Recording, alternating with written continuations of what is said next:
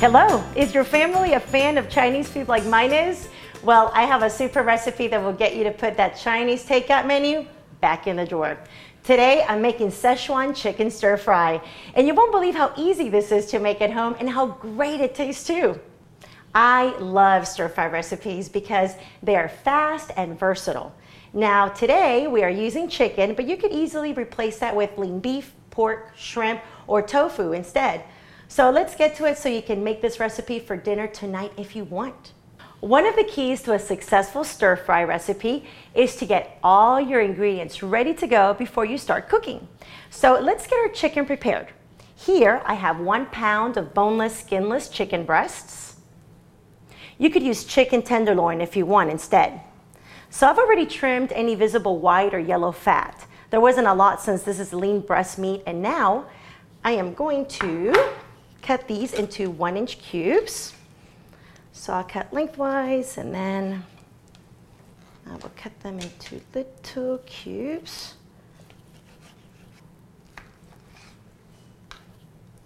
As so. This is another key to stir fry, to make sure all the pieces are cut into equal sizes so everything cooks at the same rate. Okay, now my chicken is ready. I'll just put it aside as we'll be cooking that shortly. And now, of course, I'm going to wash my hands since I've been handling raw meat.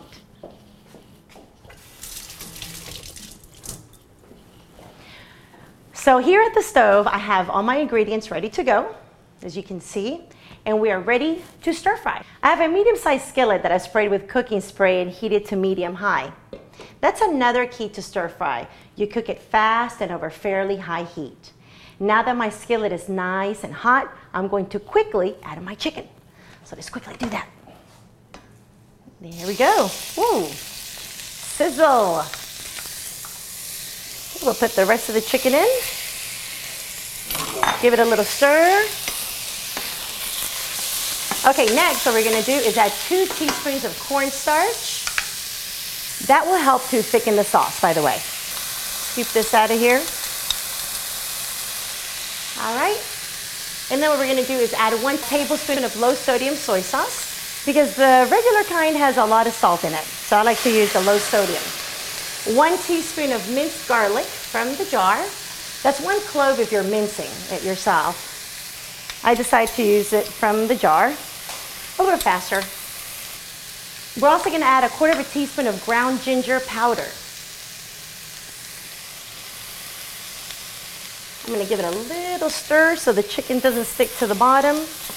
And by the way, this is smelling delicious. Wow. Okay, now ginger is a very common ingredient in Chinese cooking. And it smells so good while it's cooking. And last but not least, 1/4 teaspoon of red pepper flakes. A little spice to it. We're going to stir it up a little bit. Now, Szechuan chicken is traditionally a spicy dish, and that's why I just added a little bit of that. Plus, I love a little bit of spice in my food. So I'm going to give that all a few good stirs, and you can really hear it sizzling away. I'm going to cook this for about 5 minutes until the chicken's no longer pink, and I'll be stirring it often so it doesn't burn over this high heat. So I'm going to stir it a little bit more.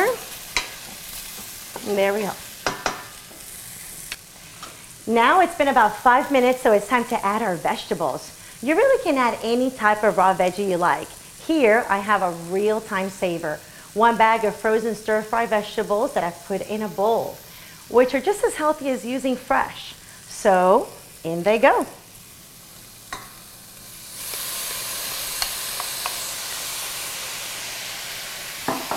Give that a little stir. Mix it in really good. And now I'll add 1/4 cup of low sodium chicken broth, just right here.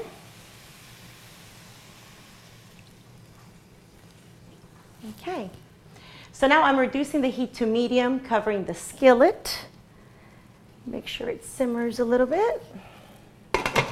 And we'll let this cook for about 20 minutes. I'll give it a stir about every 5 minutes to make sure nothing's sticking and everything is getting cooked evenly.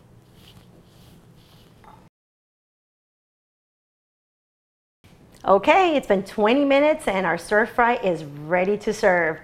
While it was cooking, I made 1.5 cups of brown rice following the package directions. Brown rice is a whole grain, something we all could be eating more of for good heart health. If you haven't made the switch from eating white rice to brown rice yet, this is a great recipe to try out because the sauce from our stir fry really flavors it nicely. So now, one final touch, I am tossing 2 tablespoons of chopped unsalted peanuts over the stir fry for the crunchy, nutty flavor that we all love.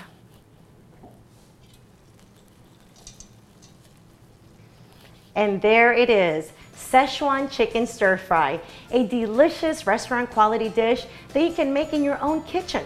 Think of all the money you'll save from eating in versus takeout. I hope you get to try this recipe out soon. Bye for now.